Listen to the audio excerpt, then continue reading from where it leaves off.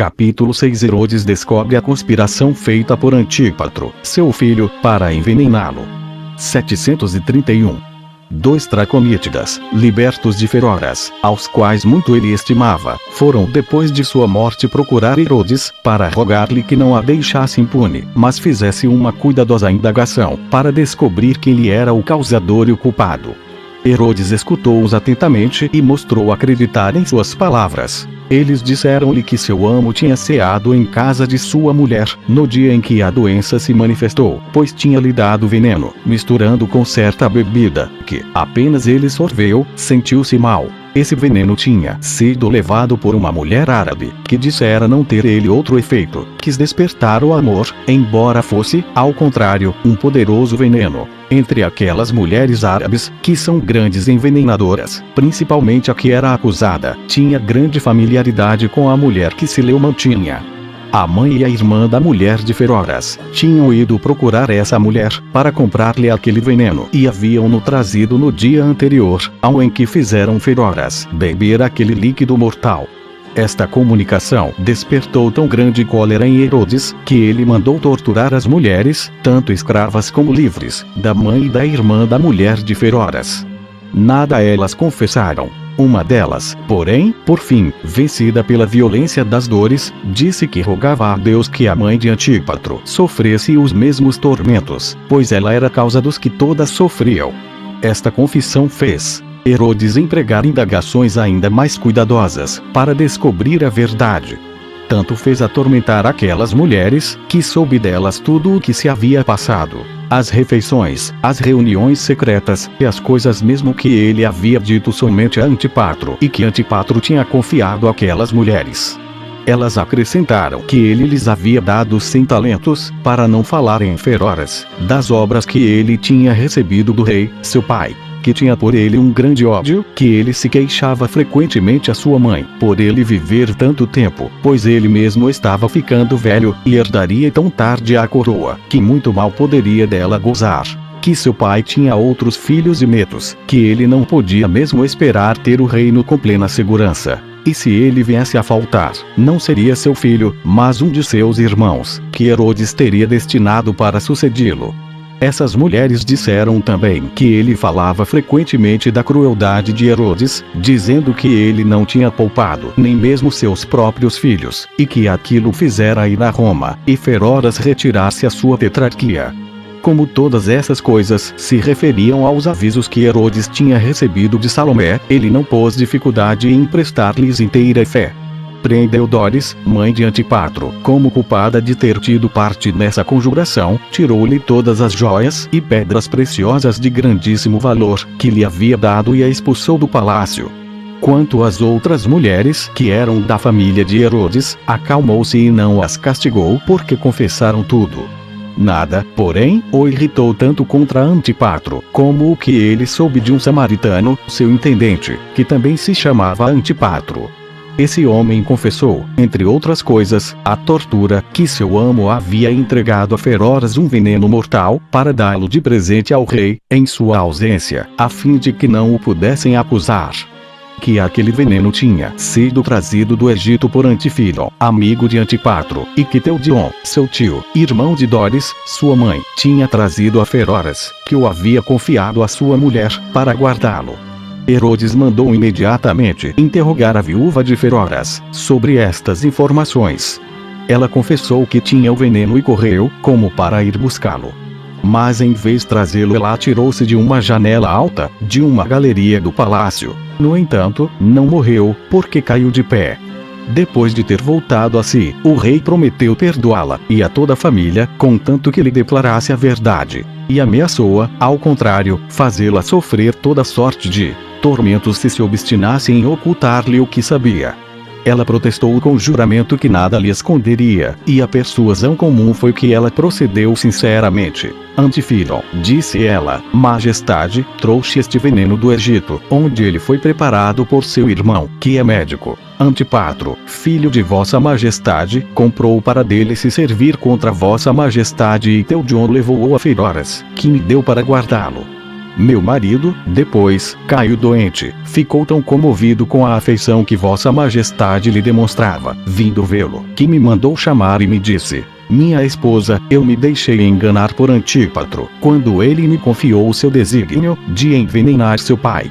Mas agora que eu vejo que o rei nada diminui no afeto fraterno, que sempre me demonstrou, e como se aproxima o fim de minha vida, não quero levar para o outro mundo a alma manchada pelo crime de ter tomado parte numa conspiração, de fazer morrer o rei, meu irmão. Por isso rogo-te que queimes esse veneno, na minha presença. Assim ele me falou, e eu fui logo buscar o veneno e o queimei na sua presença, com exceção de uma pequena parte, que eu guardei para me servir dele se depois de sua morte vossa majestade me quisesse tratar com o mesmo rigor. Dizendo isso, mostrou a Herodes o resto do veneno e a caixa na qual estava guardado. O irmão de Antifilon e sua mãe confessaram, ante os tormentores, a mesma coisa e reconheceram a caixa. Acusaram também uma das mulheres do rei, filha do sumo sacerdote, de ter tomado parte nesta conspiração, mas ela nada confessou. Herodes repudiou-a, riscou do seu testamento a Herodes, o filho que dela tivera e que tinha citado como seu sucessor ao trono, no caso de Antípatro morrer antes dele, tirou o sumo sacerdócio de Simão, seu pai e seu sogro e confiou Matias, filho de Teófilon. No entanto, Batilo, liberto de Antípatro, veio de Roma e o submeteram ao interrogatório com torturas. Ele confessou que tinha levado veneno para entregá-lo à mãe de Antípatro e a Feroras, a fim de que, se o primeiro que se desse ao rei não surtisse efeito, ministrassem-lhe o segundo. Entregaram ao mesmo tempo a Herodes umas cartas que seus amigos, que estavam em Roma, lhe haviam escrito a pedido de Antípatro, que os havia ganho por grandes presentes. Essas cartas diziam que Arquelau e Filipe, seus filhos, acusavam-no frequentemente da morte de Alexandre e de Aristóbulo, seus irmãos, de que eles mostravam estar sensivelmente tristes e que eles julgavam que não os mandariam voltar de Roma para a Judéia, para tratá-los como os outros haviam sido tratados. Antípatro, por seu lado, escreveu ao rei sobre seu assunto, como para desculpá-los, dizendo que se devia perdoar a sua mocidade e durante sua permanência junto de Augusto, ele continuou sempre a trabalhar para ganhar o afeto dos mais ilustres da sua corte, aos quais deu presentes, para mais de 200 talentos. A esse respeito parece que há motivo de se admirar, de que durante 7 meses em que ele ficou em Roma, nada soubesse do que se passava na Judéia. Mas além de se guardarem cuidadosamente todas as passagens para impedir que ele pudesse saber notícias, o ódio que lhe voltavam era tão grande, que não havia ninguém que quisesse se arriscar por amor dele. Capítulo 7. Antípatro volta de Roma para a Judéia e é acusado na presença de Varo, governador da Síria, de ter querido envenenar o rei, seu pai. Herodes fala por numa prisão e escreve a Augusto a esse respeito. 732. Herodes dissimulava sua cólera contra Antípatro e escreveu-lhe que logo que tivesse terminado os negócios que o retinham em Roma, viesse procurá-lo o mais depressa possível, a fim de que sua ausência não lhe fosse prejudicial. Fazia-lhe somente algumas leves queixas de sua mãe, com promessa de logo que tivesse regressado, ele esquecer-se-ia do descontentamento que lhe havia dado e dava-lhe todas as demonstrações de afeto que ele pudesse desejar, porque temia que ele suspeitasse de que não voltaria e urdisse alguma trama contra ele. Antípatro recebeu essas cartas na Cilícia, quando já estava de regresso.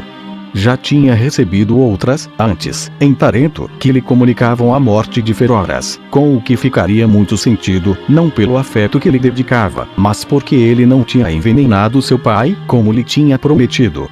Quando chegou a Celenderis, cidade da Cilícia, começou a hesitar se continuaria a viagem. Ele não podia suportar o castigo imposto à sua mãe, que fora expulsa do palácio, e as opiniões de seus amigos estavam divididas. Uns eram de parecer que se esperassem em algum lugar, para ver o que aconteceria. Outros aconselhavam-no a se apressar, a fim de dissipar, com sua presença, a ideia de que sua ausência suscitava aos seus inimigos a ousadia de agir contra ele. Ele tomou este último partido, continuou a viagem e chegou ao porto de Sebaste, que Herodes tinha feito construir com tantas despesas, dando-lhe esse nome em honra de Augusto. Não mais se duvidou então da ruína de Antípatro.